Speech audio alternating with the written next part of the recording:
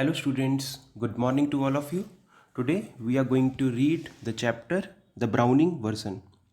This chapter is written by Terence Rattigan. See students, actually this chapter is an adaptation which is written by Aeschylus. Here the reference has been given to you. The reference within the play of Robert Browning's translation of the Greek tragedy Agamemnon. So it is just the adaptation of that play. आप ऐसे समझ सकते हैं जैसे Robert browning ने एगमेमन के ऊपर अपनी इंग्लिश ट्रांसलेशन की, ठीक है, वो एक ग्रीक प्ले था जिसको इंग्लिश में उन्होंने चेंज किया। बाद में इसी को टेरेंस रैटिगन ने इसी प्ले को फिर इसकी एक मतलब आप समझ लो एक मॉकरी की सेंस में बनाया, ठीक है, टेरेंस रैटिगन। इसका टाइटल जो है द ब्राउनिंग वर्जन इसीलिए दिया गया, that's why the title has been given to you the Browning version, क्योंकि ब्राउनिंग का लिखा हुआ जो प्ले था उसी को इन्होंने थोड़ा सा अडेप्ट करके कुछ चेंजेस करके उन्होंने ये प्ले बना दिया जिसका नेम इन्होंने रखा है द ब्राउनिंग वर्जन, ठीक है। और ये ऑथर कौन है?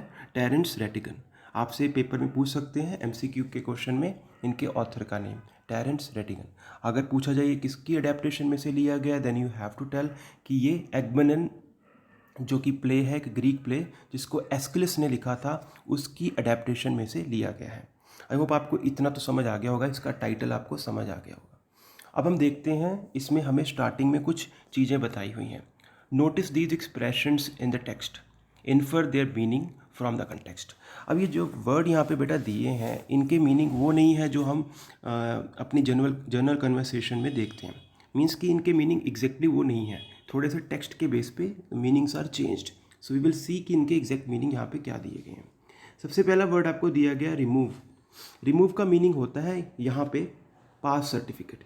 यहाँ पे रिमूव का मीनिंग क्या है बेटा? पास सर्टिफिकेट, ठीक। तो जब भी आप यहाँ पे ये वर्ड यूज़ होता हुआ देखोगे रिमूव, तो आप समझ लीजिएगा यहाँ पास सर्टिफिकेट की बात हो रही है। देन सेकंड वर्ड है स्लैकर्स। स्लैकर्स का मीनिंग होता है जो लोग केयरलेस होते हैं, जो अपना काम सही से नहीं करते, उनको स्लैकर्स कहा जाता है। थर्ड वर्ड है हमारे पास मक। मक का मीनिंग होता है गार्बेज। मक का क्या मीनिंग होता है? गार्बेज। तो हमने तीन वर्ड देखे हैं, रिमूव, स्लैकर्स, मक।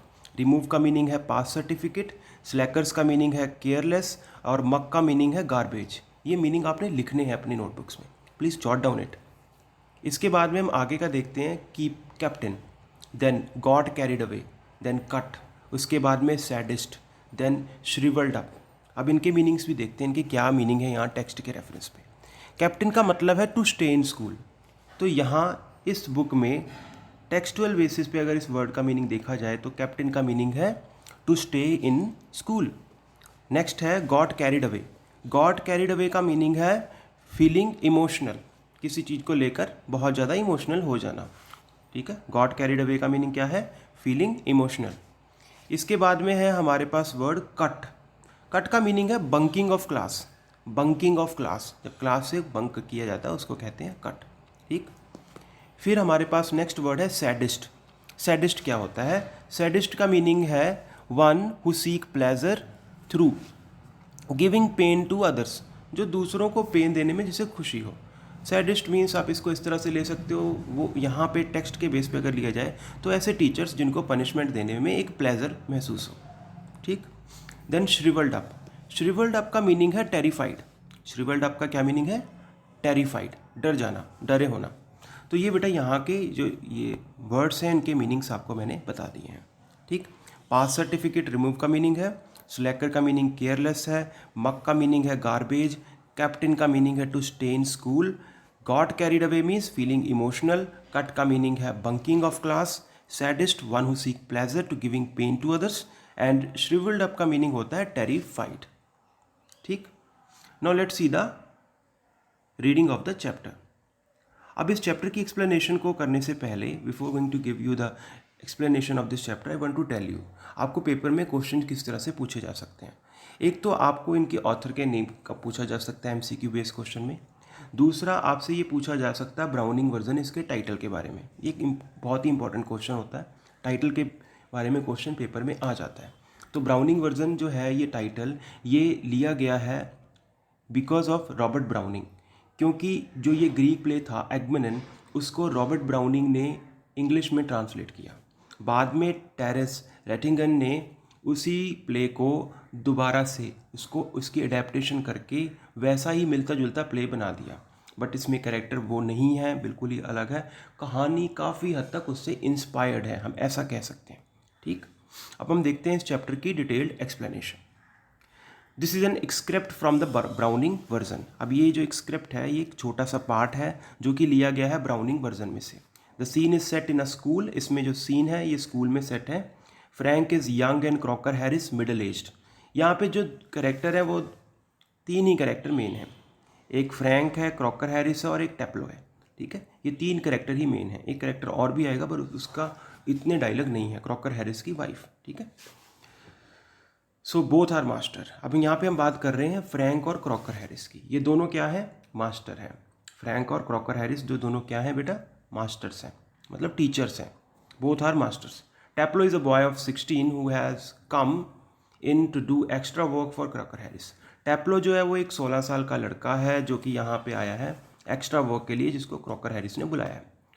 बट द लेटर, लेटर का मतलब क्या होता है, जो पर्सन बाद में, जो सेकंड नंबर पे आता है। 2 वर्ड होते हैं, फॉर्मर, लेटर। फॉर्मर का मतलब होता है पहले वाला, लेटर मतलब बाद में। ठीक है, latter LATTER has not yet arrived, अभी आया नहीं है। लेटर यहाँ पे किसके कंटेक्स्ट में लिया गया, जिस पर्सन की बात लास्ट में हो रही है। किन की बात हो रही है, क्रॉकर हैरिस की। टेप्लो क्या हुआ, फॉर्मर हुआ, और क्रॉकर हैरिस क्या हुए, लेटर। तो Taplow is a boy of 16 who has come in to do extra work for Crocker Harris, but the later has not yet arrived and Frank finds टेप्लो waiting। और Frank क्या देखते हैं कि टेप्लो जो है वो वेट कर रहे हैं। अब इसमें हम कुछ डायलॉग्स देखते हैं। सबसे पहले है Frank, do I know you, क्या मैं आपको जानता हूँ। टेप्लो, नो सर, नहीं मैं आपको नहीं जानता। फ्रैंक, व्हाट्स योर नेम, तुम्हारा नाम क्या है। Taplow, Frank, Taplow, no I don't, you are not a scientist I gather. Frank कहते अच्छा टेप्लो, मैंने तो टेप्लो नाम नहीं सुना, मुझे नहीं लगता कि तुम एक साइंटिस्ट हो। यहाँ साइंटिस्ट का मीनिंग से बेटा कंफ्यूज मत होइएगा। साइंटिस्ट का मतलब यहाँ पे ऐसे कोई साइंटिस्ट से नहीं है, मीन्स कि साइंस के स्टूडेंट से है। ठीक, तो यहाँ पे जब भी आप साइंटिस्ट वर्ड का यूज़ होता हुआ देखोगे तो उसका मतलब ये नहीं कोई साइंटिस्ट है भाई। ऑब्वियसली टेप्लो एक छोटा सा बच्चा है, वो साइंटिस्ट कैसे हो सकता है। तो जो साइंस स्ट्रीम के स्टूडेंट्स हैं उनके लिए साइंटिस्ट वर्ड यूज़ किया गया। ठीक, Taplow, no sir I am still in the lower fifth, कि मैं तो अभी भी लोअर फिफ्थ में ही पढ़ रहा हूँ। I can't specialise until next term, कि जब तक नेक्स्ट टर्म नहीं आ जाता मैं स्पेशलाइज नहीं होऊंगा। दैट्स टू से, ये वैसा उसको कहा गया है। If I have got my remove all right, कि अगर मुझे अपना रिमूव मिल जाता है, तो जैसे कि मैंने आपको बताया था रिमूव का मीनिंग क्या है, पास सर्टिफिकेट। तो जब तक वो पास सर्टिफिकेट नहीं लेता तब तक वो एक साइंटिस्ट, मतलब कि साइंस की स्ट्रीम में जाने वाला स्टूडेंट नहीं बन सकता। उसे पहले चाहिए अपना एक pass certificate. Frank, don't you know if you have got your remove, क्या तुम्हें पता नहीं है कि तुम्हें तुम्हारा पास सर्टिफिकेट कब मिलेगा। Taplow, no sir, Mister Crocker Harris doesn't tell us the result like the other masters. जो मिस्टर क्रॉकर हैरिस हैं वो बहुत ही रूल को फॉलो करते हैं, स्ट्रिक्ट है बहुत, और वो रिज़ल्ट बाकी टीचर्स की तरह ऐसे नहीं बताते हैं। तो वो यही कहते हैं मिस्टर क्रॉकर हैरिस ने नहीं बताया है रिज़ल्ट जैसे कि बाकी मास्टर हैं उनकी तरह से। ठीक, फ्रैंक कहते हैं वाई नॉट, ऐसा क्यों। Then Taplow, well you know what he is like sir, आपको पता ही होगा वो कैसे हैं। Frank, I believe there is a rule that form results should only be announced by the headmaster on the last day of term, कि एक rule है जिसमें कि ये कहा जाता है कि जो रिज़ल्ट है वो हमेशा हेडमास्टर ही डिक्लेयर करते हैं on the last day of the term. मतलब टर्म का जो लास्ट डे होता है उसी दिन ये रिज़ल्ट डिक्लेयर किया जाता है। Taplow, yes but else page attention to it except Mister Crocker Harris. Taplow कहते हैं हाँ बात तो सही है, पर कौन इसकी ओर ध्यान देता है सिवाय मिस्टर क्रॉकर हैरिस के। मतलब कि सिर्फ और सिर्फ उनके उस स्कूल में एक ही टीचर ऐसा है जो रूल्स को फॉलो करता है, that is mister Crocker Harris, और बाकी कोई भी इसकी ओर अटेंशन नहीं देते हैं। Frank, I don't, I admit, but that's no criterion. कहते हैं आई डोंट, वो कहते हैं कि आई डोंट, मैं मतलब कि इस तरह से नहीं करता हूँ, आई एग्री, बाद आई एडमिट मतलब मैं इस बात से एडमिट करता हूँ। तो वो यहाँ पे टेप्लो की बात सुनने के बाद में आगे से जवाब दे रहे हैं, बट दैट्स नॉट क्राइटेरियन, पर ये कोई सही तरीका नहीं है। So you have got to wait until tomorrow to know your fate, तो क्या तुम कल तक का इंतज़ार करोगे कि तुम्हारा रिजल्ट आए? हैव यू, क्या तुम ये सच में वेट करने वाले हो? टेप्लो, यस सर, हाँ सर, करना ही पड़ेगा। Frank, supposing the answer is favourable what then, अच्छा अगर मैं मान लूँ कि तुम्हारा रिजल्ट ठीक आता है तो तुम क्या करोगे? टेप्लो, ओ साइंस सर, ऑफ कोर्स, तो मैं साइंस में ही जाऊँगा, ऐसा वो कहता है। Frank, sadly, yes we get all the slackers, हाँ भाई ठीक है, तुम्हारे जैसे कामचोर हमारे पास सारे के सारे स्लैकर्स ही तो आते हैं।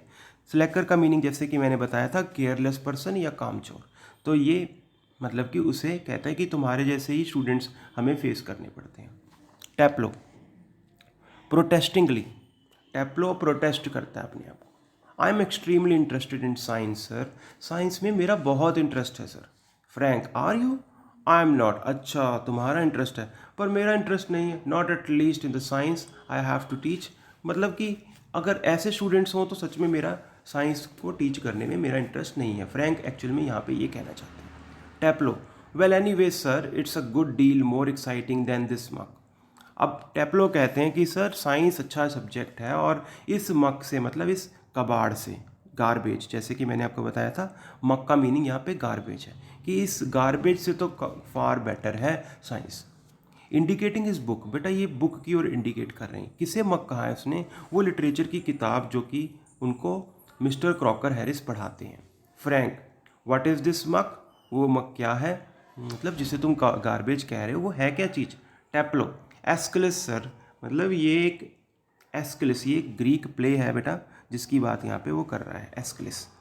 द एगमेनन, तो एगमेनन प्ले का नाम है, एस्किलस जो है वो क्या है, उसके ऑथर है the Aeschylus sir.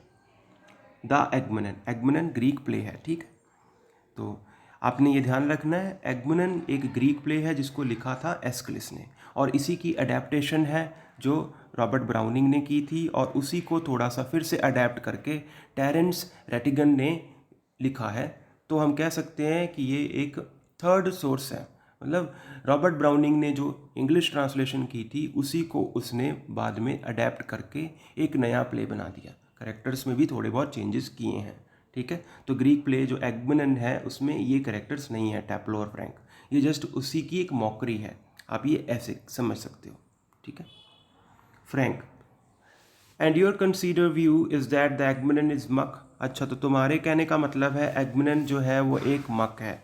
टेप्लो, well no sir, I don't think the play is muck exactly, I suppose in a way it's rather a good plot, really a wife murdering her husband and all that, I only meant the way it's taught to us. Just a lot of Greek words strung together and 50 lines if you get them wrong. अब वो कह रहा है कि भाई यहाँ पे इस पैराग्राफ में बस वो ये कहना चाहता है कि जो ग्रीक प्ले है मैं उसको मक नहीं कहता हूँ, बस उसे प्रॉब्लम है जो वे ऑफ टीचिंग है उसका, वो उसे अच्छा नहीं लगता है कि सिर्फ और सिर्फ ग्रीक वर्ड्स, बहुत सारे ग्रीक वर्ड्स बताने से वो प्ले काफ़ी ज़्यादा बोरिंग हो गया, उसको इंटरेस्टिंग वे से टीच नहीं किया जा रहा है। तो टेप्लो का कहने का मतलब यहाँ पे ये है। Frank, you sound a little bitter Taplow, कि तुम थोड़े से यहाँ पे बिटर हो रहे हो, ये कहने का मतलब वो थोड़ा सा ऐसे है कि मीन्स कि किसी बात से उसे गुस्सा है, किसी चीज़ से वो नाराज है, वो ये कहना चाहता है फ्रैंक टेप्लो को। आई एम रादर सर, वो कहता हाँ ऐसा है। फ्रैंक, कैप्टन, और कैप्टन का मतलब है टू स्टे इन स्कूल, अच्छा तो तुम्हें स्कूल में रोका इसलिए। टेप्लो, नो सर, एक्स्ट्रा वर्क, अब यहाँ पे उसे पूछा उसने कैप्टन कि मतलब क्या तुम्हें स्कूल में स्टे करने के लिए कहा गया है? टेप्लो कहता नहीं सर, मुझे स्कूल में स्टे करने के लिए नहीं कहा है, मैंने तो एक्स्ट्रा वर्क करना है इसलिए मुझे रोका है स्कूल में। तो ये पता है कि यहाँ पे टेप्लो ही एक अकेला स्टूडेंट है जो आया हुआ है और जिसे क्रॉकर हैरिस ने एज अ पनिशमेंट बुलाया क्योंकि उसने वर्क अपना टाइम पे नहीं किया होगा। Frank, extra work on the last day of school, school के लास्ट डे पे कौन सा एक्स्ट्रा वर्क करना है तुमने? Taplow, yes sir and I might be playing golf, हाँ सर और मैं भी शायद गोल्फ खेल रहा होता अगर मुझे सर ने ना बुलाया होता। You would think he would have enough to do anyway himself, considering he is leaving tomorrow for good, but oh no, I missed a day last week when I was ill. So here I am and look at the weather sir. तो अब ऐसा लग रहा है कि इसने last day जो था वो लीव किया था, जिसके कारण इसे यहाँ पे बुलाया है और अब उसे बहुत ज़्यादा पछतावा हो रहा है क्योंकि वेदर बहुत अच्छा है और उसे लगता है कि वो आज अगर उसे मिस्टर क्रॉकर हैरिस ने ना बुलाया होता तो शायद वो गोल्फ खेल रहा होता।